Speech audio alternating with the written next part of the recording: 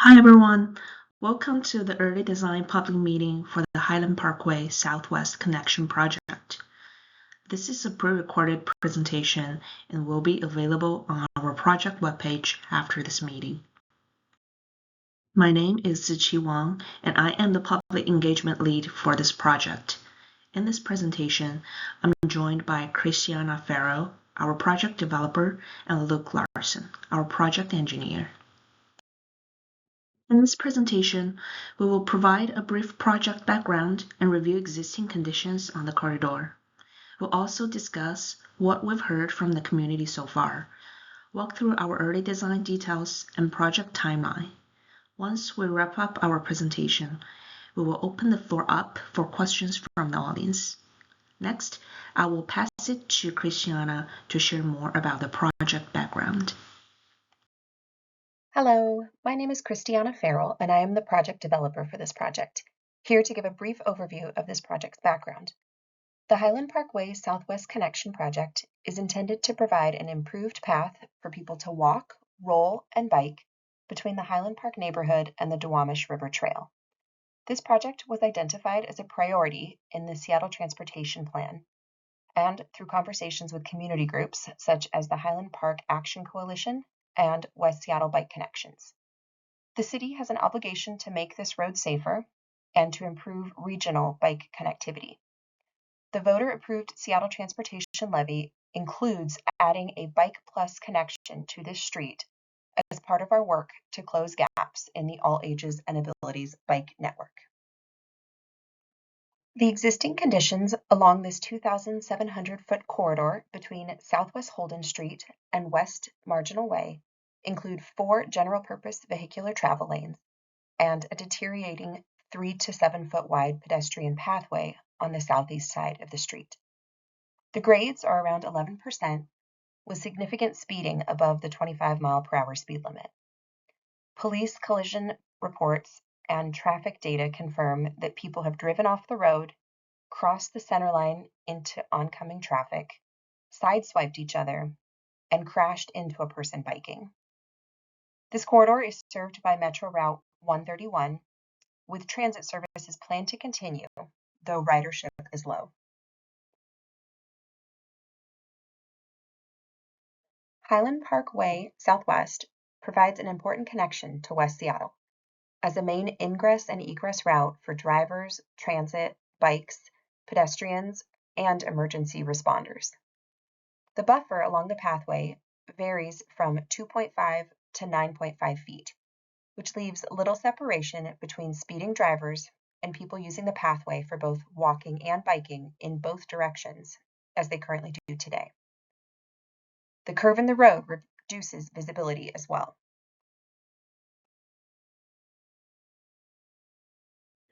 Public engagement is at the heart of our design process, and we have utilized several different methods to reach as many neighbors as possible.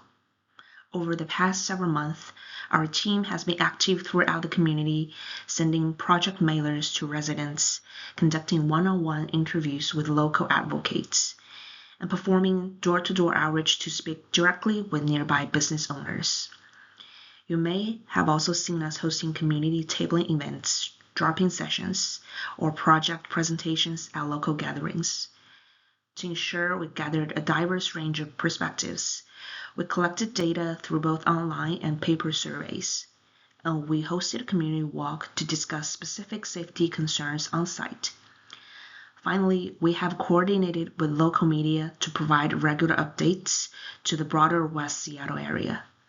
All of these feedback has been instrumental in helping us refine the early design details we're sharing today.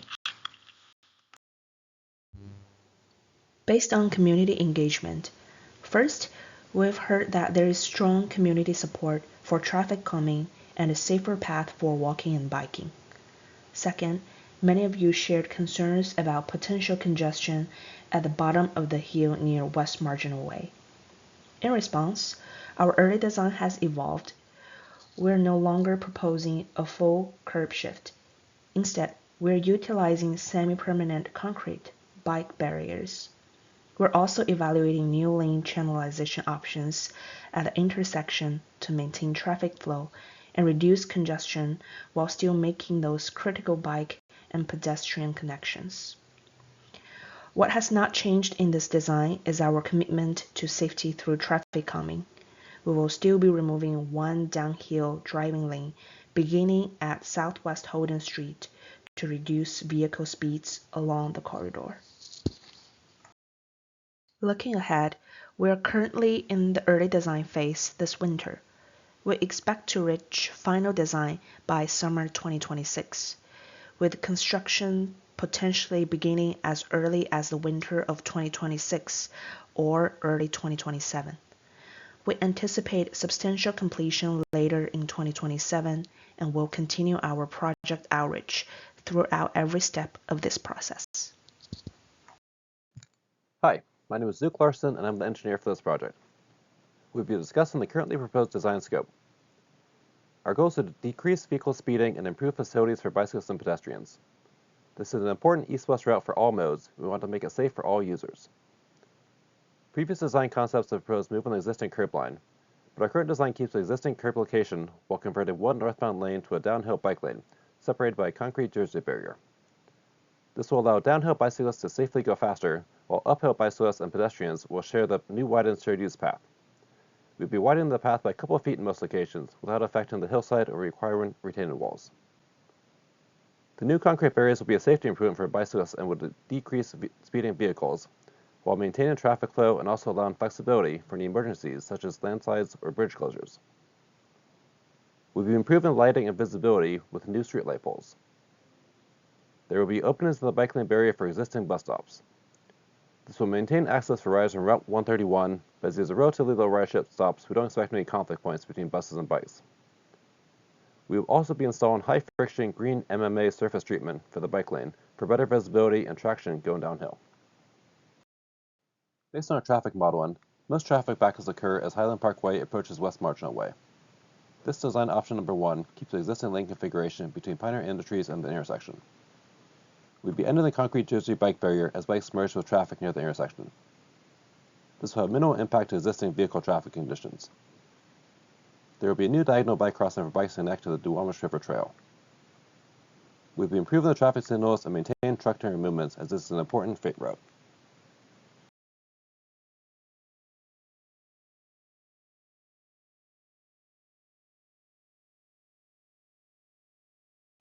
Another option that we're proposing is option number 2, to continue the concrete jersey bike barrier to the intersection at West Marginal Way. This provides better bike protection, but the trade-off is there would be greater impacts to the existing vehicle traffic. Our modeling shows the traffic flow would still be acceptable here, but the backups would be more than in option 1. There will still be access for the Route 131 bus stop here.